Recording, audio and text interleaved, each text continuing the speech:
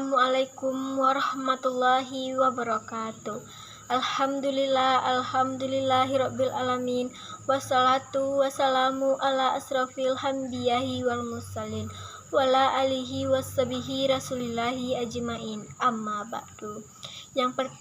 Yang terhormat Ibu Maria Ulfa yang mengajar di kelas 11 OTKP 2 dan seterusnya teman-teman yang saya cintai dan yang saya sayangi.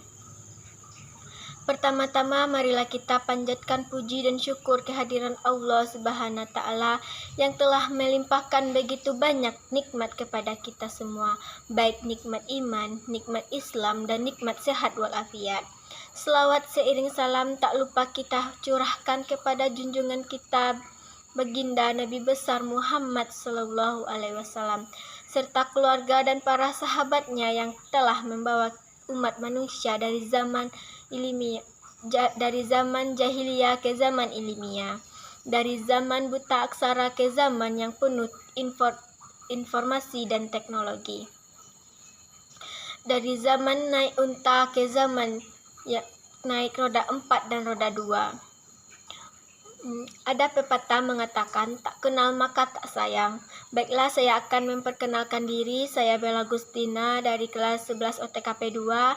Pada kesempatan kali ini izinkan saya membawakan pidato yang berjudul Ubahlah Insecure Menjadi Bersyukur. Teman-teman, sudah sering mendengar kata insecure? Tapi pernah teman-teman merasa insecure, merasa rendah dibandingkan orang lain, merasa kalah dan tersisih dari tidak percaya diri terhadap diri kita sendiri. Tapi sebenarnya apa sih yang membuat merasa insecure?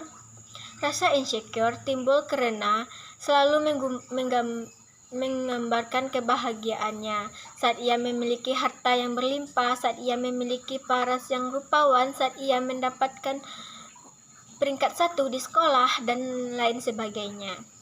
Hingga akhirnya manusia lupa untuk bersyukur atas apa Allah berikan kepadanya. Ikhwan fillahi rahimakumullah. Tapi masalahnya tidak semua orang dapat menerima kekurangannya tersebut, baik secara fisik maupun secara non-fisik. Bahkan tak sedikit orang yang mempertanyakan kemampuan dirinya dan tidak percaya terhadap kelebihannya ia miliki. Islam sesungguhnya Allah telah memberikan yang terbaik bagi umatnya. Pada kita ingat bahwa Allah memberikan apa yang kita butuhkan, bukan apa yang kita inginkan. Sebagaimana surah Al-Baqarah ayat 216 yang artinya bahwa jika kamu membenci sesuatu padahal amat baik bagimu, dan boleh jadi kamu menyukai sesuatu padahal amat buruk bagimu, sehingga Allah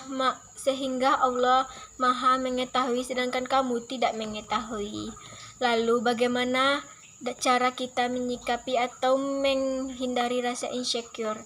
Yang pertama, terimalah diri sepenuhnya dan seutuhnya dengan penuh kesadaran bahwa setiap manusia telah diciptakan oleh Allah dengan bentuk paket yang lengkap, berisi kekurangan dan kelebihannya masing-masing. Oleh karena itu, teman-teman, janganlah selalu membanding-bandingkan diri dengan orang lain, karena apa yang kita miliki belum tentu dimiliki juga oleh orang lain. Yang kedua, tinggikanlah gunung dan ratakanlah lembah. Terkadang kita selalu berfokus pada kekurangan yang ada pada diri kita, padahal lebih baik menggunakan waktu yang kita punya untuk mengasah kemampuan kita untuk mengembangkan kelebihan yang kita punya ini. Yang ketiga, lakukanlah lagi positif terhadap diri kita sendiri. Misalnya dengan selalu mengatakan Alhamdulillah, saya bersyukur atas diri saya, atas tubuh saya, dan atas semuanya. yang telah Allah titipkan kepada saya saat percaya bahwa saya bisa menjadi manusia yang lebih baik lagi. Teman-teman, terkadang kita tidak bisa selalu menekan diri kita untuk selalu berjuang, karena pastinya diri kita sendiri. Ikhwah filahi rohimakumala, ada satu lagi tips dari Nabi Shallallahu Alaihi Wasallam agar kita terhindar dari rasa insecure. Kalau memiliki dunia, jangan lihat ke atas, tapi lihatlah ke bawah. Tidak akan habisnya kita selalu melihat dunia ke atas. Cobalah sekali-kali kita lihat ke bawah, kita menengokkan ke bawah. Masih banyak manusia, masih banyak orang-orang yang memiliki nasib setidak seberuntung kita. Kita boleh melihat kelebihan orang lain, tapi janganlah kelebihan tersebut sebagai sebuah motivasi untuk diri kita. Maka itu teman-teman, perbanyaklah berzikir, perbanyaklah bersyukur, dan jauhkanlah rasa insecure. Allah berfirman dalam surat At-Tin ayat 4, Laqad khalaqnal insana fi asnani taqwim, yang artinya, sungguh Allah telah menciptakan manusia dalam bentuk sebaik-baiknya. Oleh karena itu, teman-teman, stoplah menabel sebagai orang yang tidak pintar, sebagai orang yang tidak cantik, dan lain sebagainya. Syukurilah karena kurnia yang telah Allah berikan kepada kita, karena setiap orang memiliki alur kehidupannya masing-masing. Bagaimana ia jatuh, lalu bagaimana ia kemudian bangkit, sampai akhirnya ia mencapai titik suksesnya. Ia bangkit